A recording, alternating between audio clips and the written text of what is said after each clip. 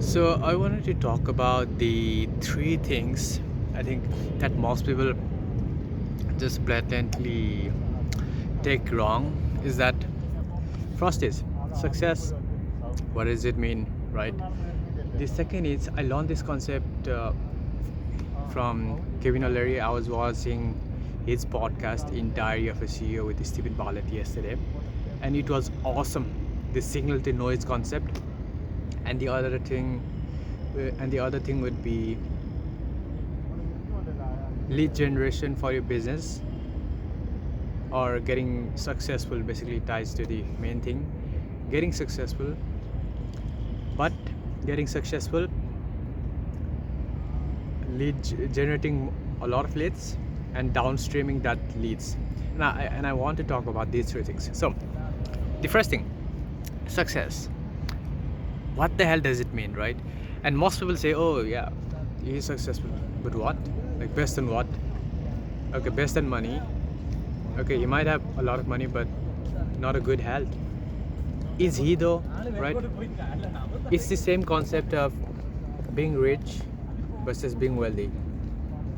You can be rich but not wealthy, because if you don't have health, if you don't have family, if you don't have these relationships uh, basically make up the circle of life, which is health, wealth, and relationship, right? These three circles basically make a life. And if you don't have these three balanced, then what does it really mean? Does it mean that you only have money and you're successful? No.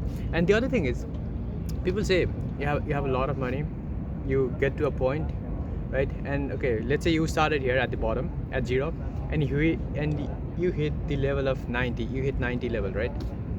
Out of 100. Okay. And people will say, oh, he's successful. But the thing is, it's not guaranteed that you will stay at that peak at level 90 forever, because if you don't keep on doing the thing that needs to be done to either stay at that level 90 or to move forward to 95 or even 100 level, if you don't do those things, then you'll slightly, I think you'll calm down. It might not be at zero level basically where you started, but it might be from 90 to 60, 90 to 50, 90 to 70 sometimes, right? So that's the main thing I wanted to outline, because once you hit that initial burst, it's not about, and success is not about you just hit that thing. It's about maintaining the thing for a long time, right? And it relates to the gym analogy, gym metaphor perfectly, because you don't get in shape one time, right? And look at me, like basically I don't have like enough time right nowadays, so that's why like I look like this. But the thing is, you don't get in shape just one time and that's all. You get in shape, you don't get in shape for like 1 week. You get in shape to stay in shape for your whole life, right? Till you are 60, till you are 70, you want to maintain that level. And I think that's the success. Like you maintain the level, you hit that thing. Okay, you hit it, you hit the gym, you got in shape, you got money, you hit the wealth level or whatever is your success definition. You hit that level, then you want to either maintain that level or either you want to just keep on going, right? And I think that's what success means. It's not just a point, it's the journey, it's the destination that you keep on going after that initial burst happens. And most people will say, okay, after that initial burst happens, oh, he's successful. Okay, that's fine, but you might come down if you don't keep on maintaining, or if you don't keep on growing, because there's no such thing as maintaining. Even for maintaining, there are a lot of things that needs to be done. The work needs to be done for maintaining also. So if you don't do the things that get you there, then you'll fall down. So keep on it, like once you hit the success, then you need to either maintain, which means do a lot of work to maintain, or keep on going to maintain, keep on going, keep on climbing the ladders, right? And that's what the success is. And that's my definition. I don't want anyone else to agree or disagree with me. That's my definition. And the other thing I wanted to talk is the signal to noise ratio. And I think this is super important, because most business owners, most people, I think they completely forget this signal to noise ratio. And when I was watching Kevin O'Leary talk with the Stephen Bartlett and Diary of a CEO podcast, and I was like, wow, this is magic, right? And he said Steve Jobs had like around 80 to 90% signal to noise ratio, which means 80% of the time the signal is, if you have urgent task, if you have important task, if you have high ROI task that needs to be done today, then you complete that within 18 to 24 hours. And I think he said 18 hours. Within 18 hours, it doesn't matter if you have one task, it doesn't matter if you have 5 tasks, it doesn't matter if you have 10 tasks, you complete those tasks within 18 hours, within a day. Within a day, those tasks needs to be completed. And he said that's signal. The noise is other thing. For Steve Jobs, I think the signal was building Apple, building Mac, building the products, building the innovation in Apple, right? All of those things. And the 20% would be his family, 20% would be marketing and this and that. But the main thing is 80% was the signal. And I think this is super important for us also. First, we just figure out what we want. We reverse engineer. Okay, what are the steps? What are the milestones that we need to take to get to the place? Then we keep on iterating. We analyze the top 10 to 100 guys. Then we analyze what are the common patterns, and we analyze top bottom to 100 guys. We analyze what are the common patterns. Let's not repeat the bottom patterns. Let's just repeat the top 10 to 100 patterns. And let's keep on repeating those patterns. And once we perform certain acts, and let's do that in high volume. Once you do that in high volume, then we'll get the quality, right? And after quality happens, okay, let's check the data. What happened? What action, what results did you get? Did you actually hit the goal or not? If you have not hit the goal, then let's check the data. What was the projection? What is the projection, and what was the actual result? It's like expectation versus reality, right? You have a projection of this thing will happen, that's expectation, and you have a reality. Okay, this data came out. Okay, why this difference is coming out?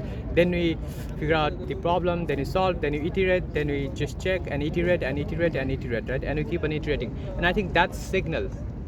You just focus and focus, like I think it's just a focus thing, but signal to noise ratio is just a super wow, that concept is just solid. That's solid concept. And I like that signal to noise concept, because there might be things that you need to do now, right? And you must finish them right now. That's why I'm here. Like, I have an account to check here. So the thing is, I think urgency, like all of these things, the qualities that top leaders have, like they act fast. Okay, they act fast, and they act in high volume. Okay, they focus on things that only matter. They focus on high ROI things. And I think that's the signal thing. Every other thing that does not support you towards towards the goal that you want to hit would be noise, right? Let's say how to say it, for Steve Jobs, the noise would be getting family dinners, because his job was to build Apple and make it the best one, and he did. But the thing is, I think Kevin O'Leary said it, because Kevin O'Leary knows, basically he worked with Steve Jobs, so that would be like he knows 10 to 20% noise. So the 10 to 20% noise for Steve Jobs was his family, the other things that does not directly correlate to building the Apple, right? And I think that's the thing. What's your main goal? Figure out everything to get there. Iterate, analyze, iterate, expectation, projection versus reality, and iterate and repeat the action. Act fast, high volume, high quality also, high quality, high volume. Then iterate, and that's the signal to get to the goal, right? And everything else that does not directly correlate with the thing that you want is the noise. And I think it's super important concept for anyone to just understand. That's why I'm recording, because I also don't want to forget it. If I forget anything to say right now, then I'll add later on. I'll just keep on recording these videos. So that's signal to noise. And the final thing would be how to say it? And okay, I want to add this point to signal to noise. So the and Kevin O'Leary said the only other person who has greater signal to noise ratio was Elon, like Elon Musk. That's why he is the richest guy in the world. So he said, and I think it's because Elon does not focuses on anything else that does not contribute to his goal, which will be going to Mars. He wants to go to Mars. He wants to build these techie things, and I think that's his signal. Okay, that's Elon's signal. That's the signal, right? And anything else that does not correlate with his goal of going to Mars, that's noise. And I think that's what Elon does, right? If anything else, if anything that does not correlate directly towards his goal, which will be going to Mars, and he just eliminates. I think that's why he has greater signal to noise than Steve Jobs. That's Kevin O'Leary's take, not my take, right? But the thing is, he has way better signal to noise ratio. And the final thing on the signal to noise ratio is, we look at the mad philosophers, we look at the mad scientists, we look at the inventions. These happened by, I don't know, like these guys in the 1800s, in 1900s, 2000 years ago, like 1000 years ago. We look at these guys, they were super focused on their work, which will be signal, right? And that's why they're successful. I don't know, like I would not, if you want to call it successful, okay, call it successful. But the thing is, that's why they hit the goal. Their goal, like let's go to Marconi. He invented radio, right? He invented the modern radio. Okay, the signal to noise ratio of Marconi was way better. Let's say Nikola Tesla, he had the signal to noise ratio, like best signal to noise ratio. Let's go to Einstein. He had the signal to noise ratio, well, like almost 90. I don't know, in the top 0.0001% of humanity, of all people, have signal to noise ratio, right? And that signal to noise ratio, it's why they are able to do that thing, the things that hit their goal, right? And I think that's super important to just understand that signal to noise ratio concept.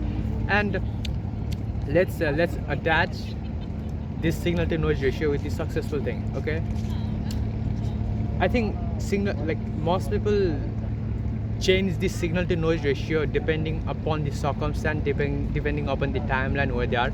Let's say they are trying to build a company, right? Let's say they want to hit $100 million in the company. Let's say they are basically at around like 1 million to 10 million, but they want to go to 100 million. Now, at that time, at I don't know what's the time period, but the time period would be basically 5 to 10 years to hit 1 million or 10 million to $100 million. So the signal to noise ratio during that 5 to 10 years would be a lot.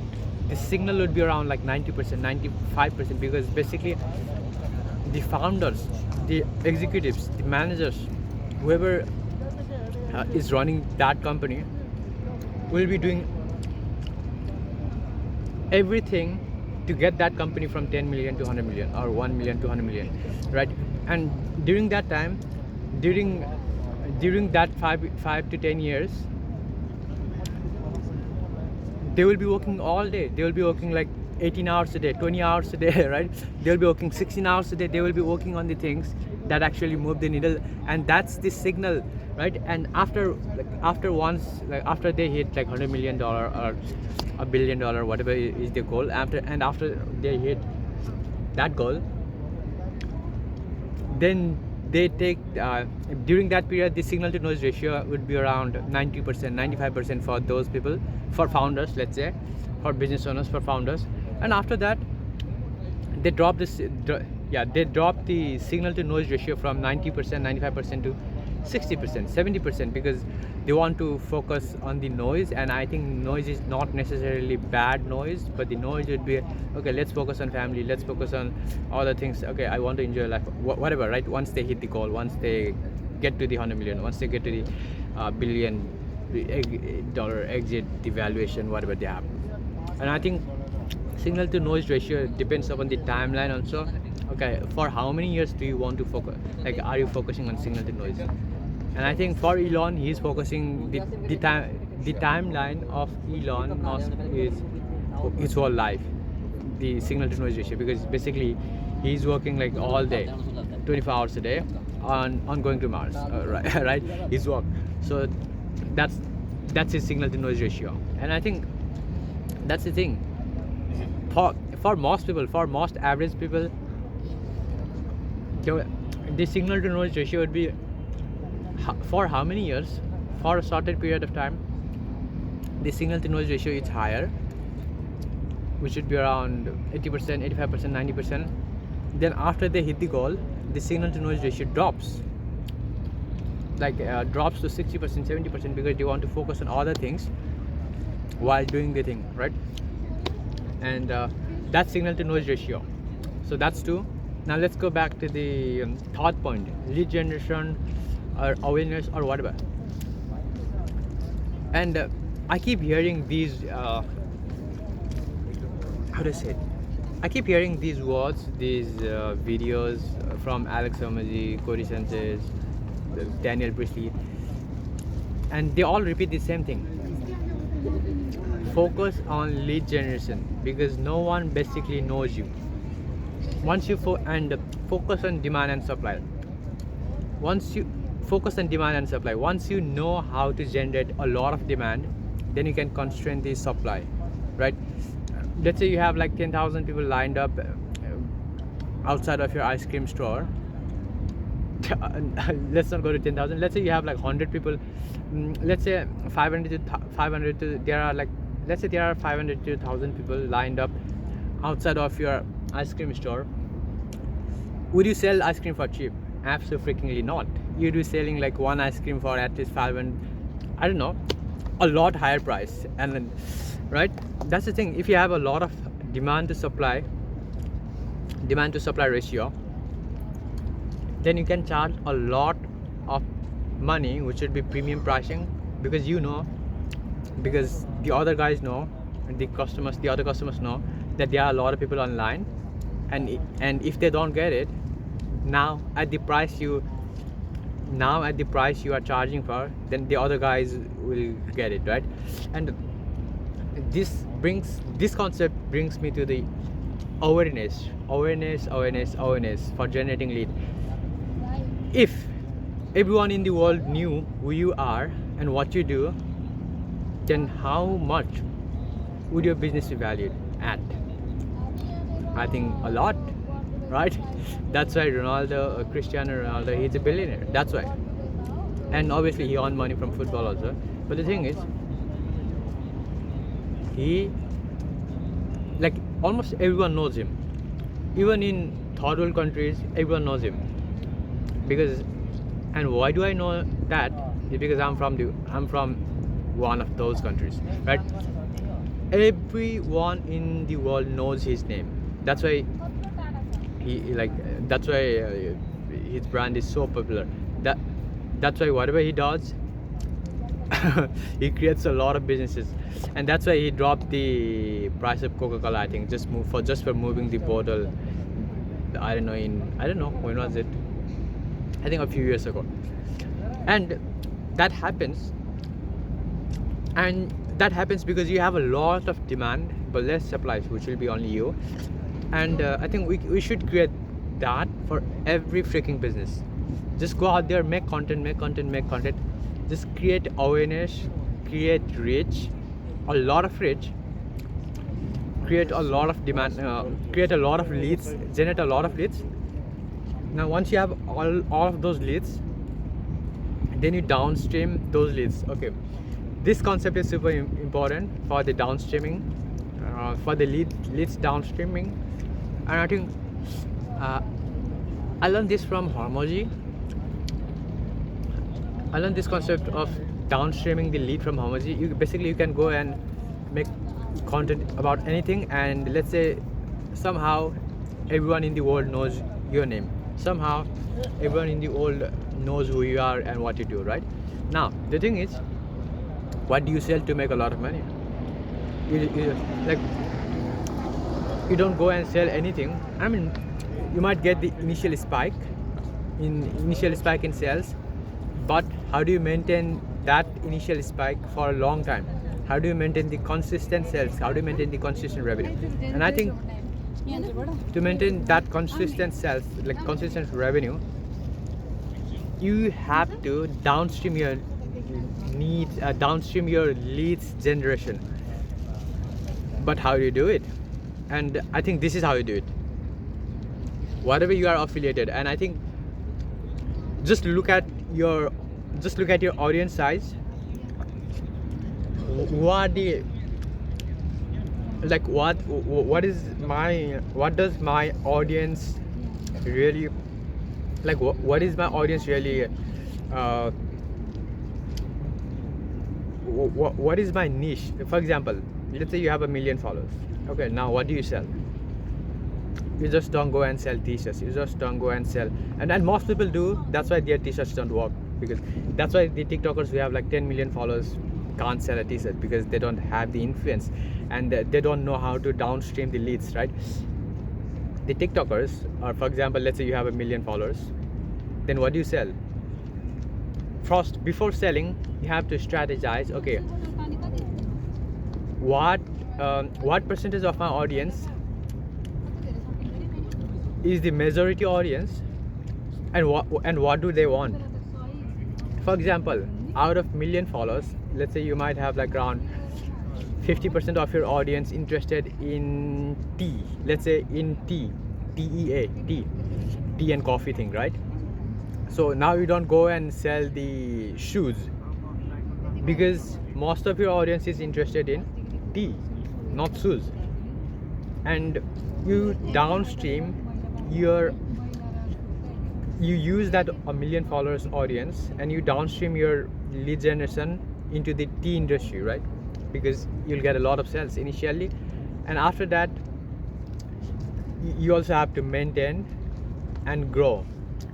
So I think and that works because you are getting a lot of awareness. Almost everyone knows you.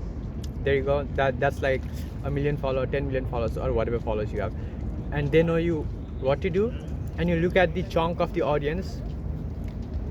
Okay, what's my biggest audience size here? What's my biggest audience percentage here? And what do those guys want?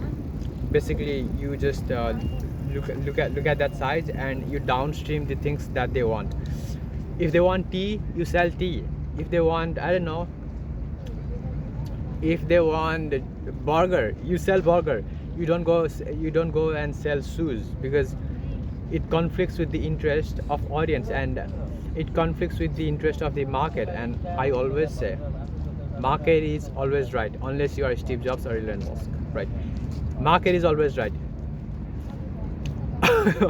Market is always right. People get what they want. Customers get what they want. If they don't get what they want, then they will not pay. Think about that. Customers have money, you don't. And if customers don't like your product, they will simply not buy your product. And that's the thing. You get a lot of awareness initially. If no one knows you now, then the main thing would be to just let a lot of people know. That's one thing for your business or whatever you're doing. And then you just look at the majority of your audience, and you downstream. Okay, what's the thing that they want? What's the majority of my audience? What percentage is it? And you just figure out. You run test, you run every test, you run split test, you run campaigns, you run ads, and you check, okay, what's the thing they want, right? You might have waiting list or something like that. You check what's the thing those majority of my audience want, and you downstream the lead generation from there on. And I think that's the way to sell. If you have a lot of people, if you have a lot of reach, if you have a lot of followers, that's how you generate a lot of leads. And this is just the super general level. It's at the floor only. We have not gone into depth, and I think there are but there are a lot of concepts to go into depth if I want. But I'll just close the video because it's already 25 minutes and it's taking a lot of space on my phone. So the thing is, and there are a lot of other things. Okay, how much influence do you have over those people? Okay, what's your end goal? okay, who are the people who have already achieved those things, okay, what's the market size, and blah blah blah blah blah blah, right? There are and what will be the pricing. There are a lot of things that can be a factor in it, but the main thing is just get the awareness, and if you have a problem of getting leads, just get the awareness in your industry. Then downstream, then just look at the majority audience size, and check what do they want, and downstream the leads. Check what do they want and downstream the lead generation. That's all I wanted to record for now. And I think I need to go back into my account, checking account thing. Okay, that's all.